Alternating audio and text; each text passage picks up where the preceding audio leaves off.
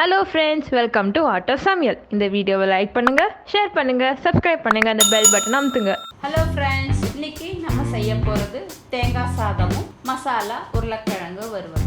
உருளைக்கிழங்கு நம்ம எப்பயும் ஒரே மாதிரி பொரியல் வறுவல் இப்படி செஞ்சுருப்போம். ஒரு வித்தியாசமாக செய்யலான்ட்டு இன்னைக்கு நான் அந்த மசாலாலாம் போட்டு ட்ரை பண்ணேன். சூப்பராக இருந்துச்சு. தேங்காய் சாதத்துக்கூட இந்த மசாலா உருளைக்கிழங்கு எப்படி பண்ணுறதுன்ட்டு இப்போ நான் உங்களுக்கு இது செஞ்சு காட்டுறேன். ஃபர்ஸ்ட்டு உருளைக்கிழங்கு மசாலா தடவி எடுத்து வச்சிடலாம். இப்போ உருளைக்கிழங்கு வறுவலுக்கு தேவையான பொருட்கள் என்னன்னு பார்க்கலாம். வேக வச்ச உருளைக்கிழங்கு 2, கரம் மசாலா 1/2 டீஸ்பூன், இஞ்சி பூண்டு பேஸ்ட் 1 டீஸ்பூன், மிளகாத்தூள் 1 டீஸ்பூன், கருவேப்பிலை சிறிதளவு, அரிசி மாவு 1 டீஸ்பூன், உப்பு தேவையான அளவு, மஞ்சத்தூள் 1/2 டீஸ்பூன், பொரிக்கிறதுக்கு எண்ணெய். இதுதான் உருளைக்கிழங்கு வறுவல் செய்ய தேவையான பொருட்கள். உருளைக்கிழங்கு முக்காவா வேக வச்சுட்டு அது தோலை உரிச்சு ரவுண்டா கட் பண்ணி வச்சிருக்கேன்.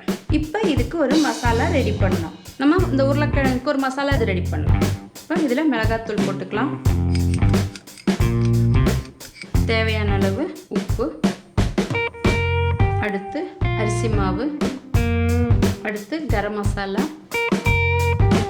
அடுத்து மஞ்சத்தூள், அடுத்து இஞ்சி பூண்டு பேஸ்ட்.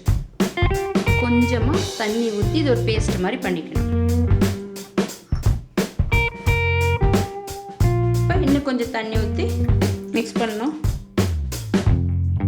இந்த மாதிரி பேஸ்ட் ரெடி பண்ணிக்கணும். ரொம்ப திக்காக இல்லாமல் இந்த பதத்துக்கு ஒரு உருளைக்கிழங்கை இதில் டிப் பண்ணி எடுத்து வைக்கணும். இப்போ உருளைக்கிழங்கை ஒரு பீஸாக எடுத்து இந்த மசாலாவில் இந்த மாதிரி டிப் பண்ணிக்கோங்க. எல்லா பக்கமும் வர மாதிரி.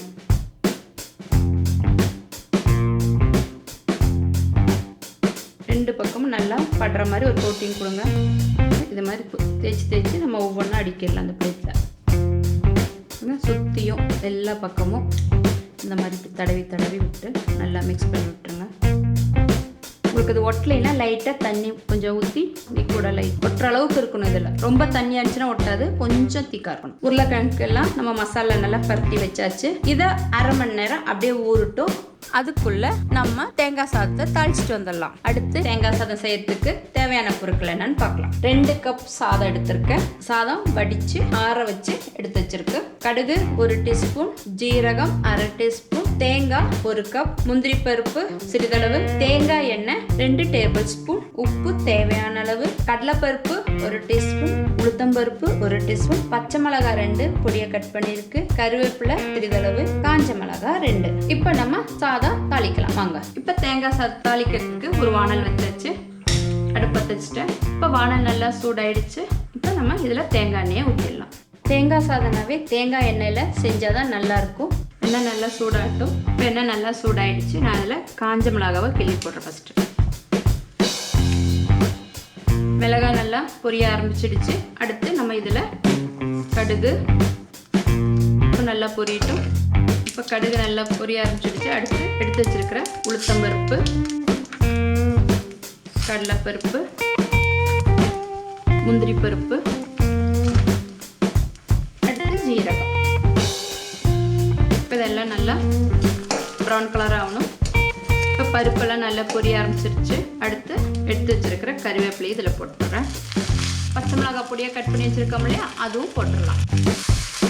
பச்சை மிளகா போட்டது நவுந்துக்கோங்க. அந்த விதை வெடிக்க ஆரம்பிக்கும். வெடித்தா மேலையெல்லாம் படும். இப்போ பருப்பெல்லாம் நல்லா பொரிஞ்சிடுச்சு. இனி நம்ம தேங்காவை போட வேண்டியது. இது லைட்டாக தேங்காய் சாதத்துக்கு தேங்காய் ரொம்ப வறுக்கக்கூடாது. ஏன்னா ரொம்ப வறுத்தோம்னா அது சாப்பாட்டில் கட்டையும் அது சக்க மாதிரி இருக்கும். அந்த சாதம் கொஞ்சம் அந்த ஈரத்தன்மை இருக்கணும் தேங்காவோடது.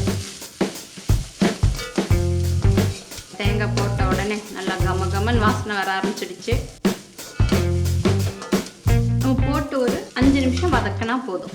அடுப்பு பேஸ்ல தான் வச்சிருக்கேன். இப்போ தேங்காய் வறுத்தாச்சு. இப்போ நம்ம எடுத்து வச்சிருக்கோம் இல்லையா, அந்த சாதத்தையும் இதெல்லாம் நம்ம சேர்த்துடலாம். இப்போ இதை நல்லா மிக்ஸ் பண்ணிக்கலாம். இப்போ அடுப்பை சிம் பண்ணிக்கலாம். இப்போ இதுக்கு தேவையான அளவு உப்பு போட்டுக்கலாம்.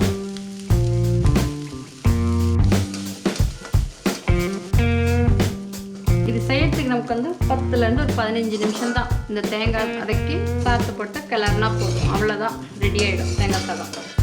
ஒரு 2 நிமிஷம் அப்படியே இருக்கட்டும். 2 நிமிஷம் ஆயிடுச்சு. இப்போ சாதம் நல்லா மிக்ஸ் பண்ணியாச்சு. நம்ம இறக்கிறதுக்கு முன்னாடி கொஞ்சமாக பச்சை கருவேப்பிலை போட்டு ஆல்ரெடி நம்ம தாளிக்கிறதுக்கு போட்டிருக்கோம். இப்போ கொஞ்சம் பச்சை கருவேப்பிலையை போட்டு இறக்கிடலாம். அந்த சூட்டில் இருக்க டைம் அந்த கருவேப்பிலை அதுலேயே இதாகிடுது. பாருங்க, போட்டாச்சு பச்சை கருவேப்பிலை. இப்போ தேங்காய் சாதம் ரெடி ஆயிடுச்சு. மசாலா தடவி வச்சோம் இல்லையா உருளைக்கிழங்கு, அதை இப்போ பொரிச்சு எடுத்துடலாம். இப்போ பொரிக்கிறதுக்கு ஒரு பேன் எடுத்து வச்சுக்கலாம். அடுப்பு பற்ற வச்சிடுறேன். இந்த பேன் நல்லா சூடாகட்டும். அதுக்கப்புறம் நம்ம ஆயில் ஊற்றலாம். இப்போ பேன் நல்லா சூடாகிடுச்சு. நம்ம அதில் கொஞ்சம் எண்ணெய் ஊற்றிக்கலாம். இந்த பேனில் எல்லா பக்கமும் இந்த எண்ணெய் படுற மாதிரி லைட்டாக அப்படி சுற்றி விட்டிங்கன்னா ஈஸியாக இருக்கும். நம்ம இதில் ஒரு உருளைக்கிழங்காக எடுத்து வச்சிடலாம் பீஸு. அடுப்பை நம்ம மீடியத்தில் வச்சுட்டு இந்த சைடு லைட்டாக எண்ணெய் ஊற்றிக்கலாம். உடனே திருப்பி போடக்கூடாது. ஒரு 5 நிமிஷம் அப்படியே அந்த சைடு வேகட்டும். அதுக்கப்புறம் நம்ம இந்த சைடு திருப்பி போடணும். உருளைக்கிழங்கு நம்ம வேக வைக்கிற டைமு 3/4 பாகம் வெந்தால் போதும். ரொம்ப வேகக்கூடாது. அப்போ தான் நமக்கு இந்த மாதிரி உடையாமல் வரும். அதனால தான் 3/4 பாகம் வெந்தால் போதும். இப்போ நம்ம மெல்லமாக அந்த சைடு திருப்பி போடணும். அந்த சைடு திருப்பி போட்டோம் இல்லையா, இப்போ கொஞ்சம் லைட்டாக எண்ணெய் விட்டால் போதும், ரொம்ப விட வேண்டாம். இந்த மாதிரி கோல்டன் கலர் வர வரைக்கும் வெயிட் பண்ணணும். அதே அந்த சைடும் இதே மாதிரி கோல்டன் கலர் வர வரைக்கும் வெயிட் பண்ணணும். பாருங்க, அந்த சைடும் நல்லா பொரிஞ்சிடுச்சுது. எடுத்து வச்சிருக்கோம் இல்லையா, அந்த கருவேப்பிலையும் பொடியாக கட் பண்ணி இதில் இந்த வானலில் போட்டு விட்டிங்கன்னா அந்த உருளைக்கிழங்கோட அப்படியே நல்லா பொரிட்டுது. கருவேப்பிலை நல்லா பொரிஞ்சிடுச்சு. அடுப்பு ஆஃப் பண்ணிடலாம். உருளைக்கிழங்கு ஃப்ரை ரெடி ஆயிடுச்சு. இதை சர்விங் பிளேட்டில் மாற்றலாம். இப்போ நம்ம சுட சுட தேங்காய் சாதத்தோட மசாலா உருளைக்கிழங்கு வறுவல் ரெடி ஆயிடுச்சு. நம்ம எப்பயும் உருளைக்கிழங்கு ஒரே மாதிரி பொரிச்சிட்டு இருக்கோம். கொஞ்சம் வித்தியாசமாக இந்த மாதிரியும் பொரிச்சு சாப்பிட்டா சூப்பராக இருக்கும். இது வந்து தேங்காய் சாதத்துக்கு மட்டும் இல்லை, தயிர் சாதத்துக்கு, ரசம் சாதத்துக்கு, சாம்பார் சாதத்துக்கு எல்லாத்துக்கும் சூப்பராக இருக்கும். நீங்களும் இந்த மாதிரி செஞ்சு பார்த்து சாப்பிட்டுட்டு உங்களோட கமெண்ட்டை சொல்லுங்கள். அடுத்த வீடியோவில் பார்க்கலாம்.